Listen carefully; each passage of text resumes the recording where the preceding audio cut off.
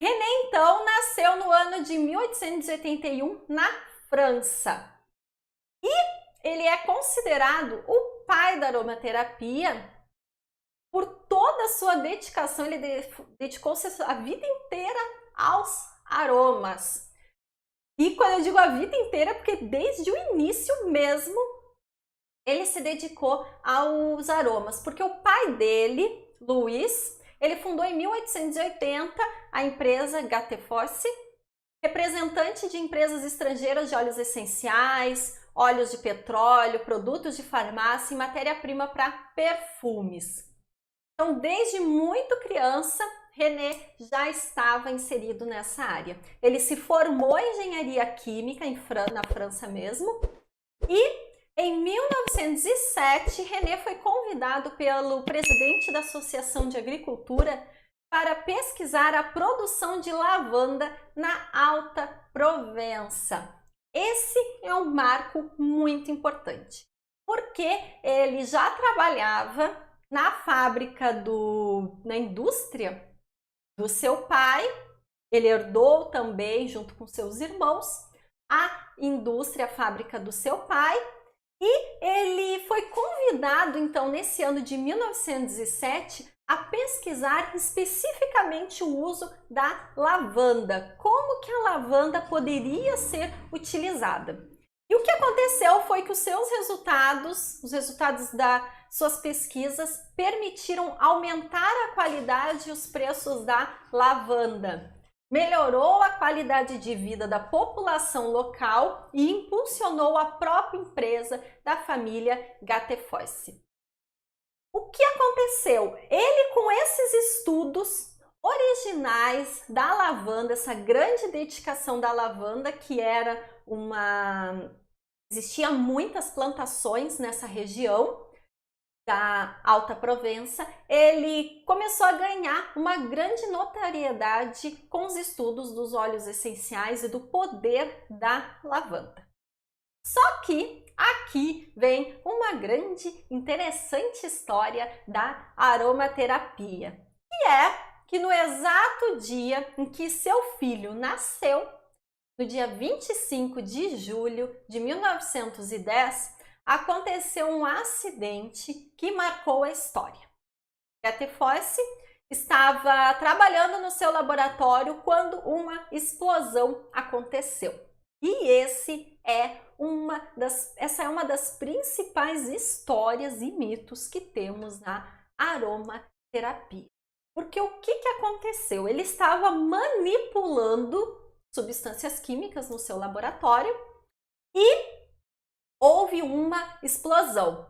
Posteriormente, ele narrou essa explosão da seguinte forma: na minha experiência pessoal, depois de uma explosão no laboratório ter me coberto com substâncias inflamáveis que eu extingui rolando na grama, ambas minhas mãos estavam cobertas por uma gangrena gasosa em rápido desenvolvimento.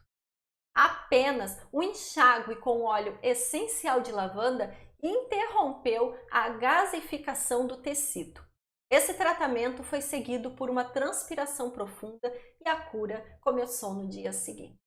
Esse é um fato, uma história muito famosa dentro da aromaterapia. Então, o que aconteceu com René?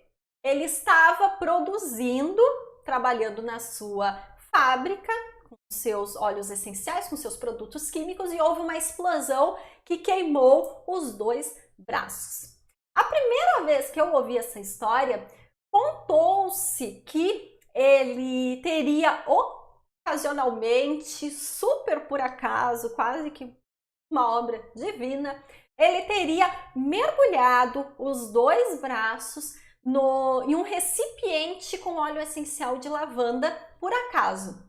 E que daí, super por acaso também, ele percebeu os benefícios que o óleo essencial de lavanda gerou para ele. Só que, na verdade, quando se estuda aprofundadamente, vê que foi um pouco enfeitada demais, foi um pouco fantasiada essa história originalmente, porque ele já estudava as propriedades da lavanda. E quando ele nesse momento de urgência, de emergência, ele mergulhou os braços em um barril de óleo essencial de lavanda. Ele sabia que aquilo não iria prejudicar ainda mais o seu estado lá após a explosão. Então existem algumas lendas, alguns comentários que falam que foi uma super coincidência ele ter mergulhado em lavanda e não ter mergulhado daqui a pouco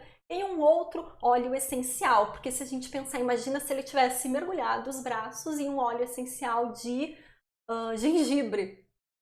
Seria muito pior, não seria a função cicatrizante, nem calmante, nem restauradora de tecidos, como são algumas propriedades da lavanda. E outro fato também é que muito tempo antes, então muito antes de 1900, já se sabia que os óleos essenciais eles não podem ficar abertos. Então, quando se conta essa história, até parece que tinha um barril de óleo essencial de lavanda ali ao ar livre e que ele mergulhou os braços no primeiro barril que encontrou de óleo essencial no caminho. E na verdade não, os óleos essenciais eles são altamente voláteis. Eles evaporam em contato com o ar muito rapidamente.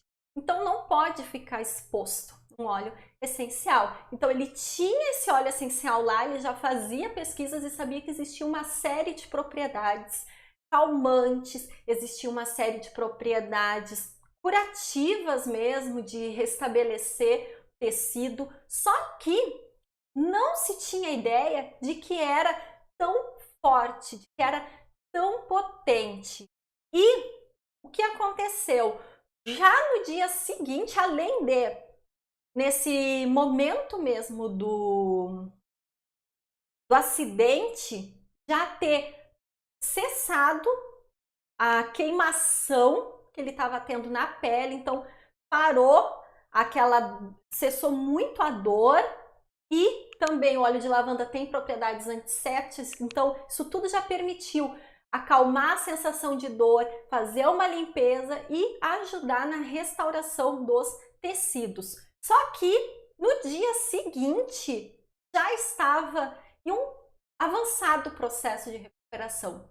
Aquele grande dano que ele tinha recebido no dia anterior. Então o que não se sabia até então era a velocidade e a potência do óleo essencial de lavanda. Esse é um grande marco na aromaterapia, porque se começou a ver que existem muitos benefícios e que eles podem sim ser bem rápidos, eles podem ser quase que imediatos, dependendo da situação, da gravidade, enfim. E aí, depois desse caso dele, que ficou super famoso na época, intensificou-se ainda mais os estudos dos óleos essenciais de forma geral.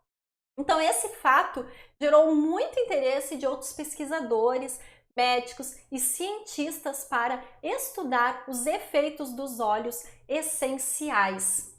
Então assim, depois ele já vinha mostrando resultados com o estudo e as práticas dos óleos essenciais. Depois dessa situação, desse acidente dele, aumentou ainda mais o interesse pelos estudos dos óleos essenciais. Ele também fazia publicações, ele tinha vários registros em livros, em artigos científicos das descobertas que ele ia fazendo na área dos óleos essenciais, das perfumarias, das manipulações que ele ia criando. E por volta de 1930, René então começou a utilizar o termo aromaterapia.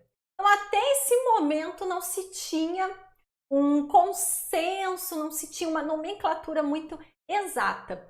A partir desse momento e por sugestão de René, ele começou então a usar o termo aromaterapia, que foi adotado e vem sendo utilizado até hoje.